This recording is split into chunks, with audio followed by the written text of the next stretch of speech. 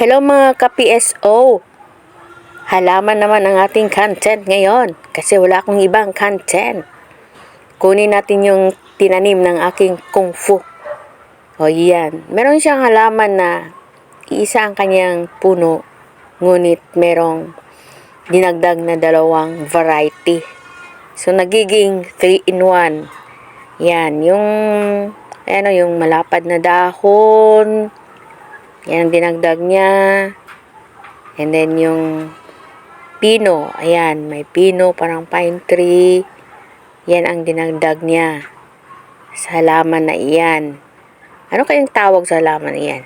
And then, yun ang pinaka main stem, main puno. Ang dinagdag rin yung pino at saka yung may heart na dahon. So, iyan ang kanyang main puno, yung kanina.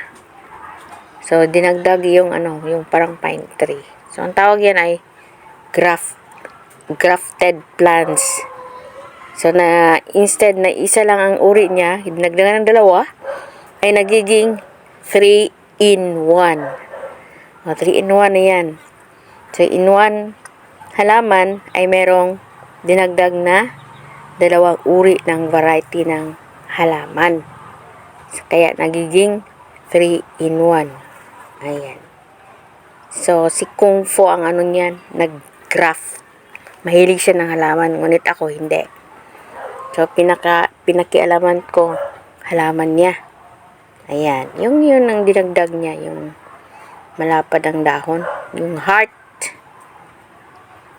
Okay. At saka yan yung mga maliliit. Ay, balik muna natin. So, meron siyang bagong tanim, yan. Pag mabuhay, dagdagan naman yan ng dalawang uri ng halaman. So, naging 3-in-1.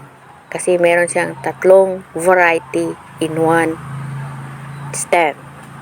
Stem, puno. Tama ba? Stem.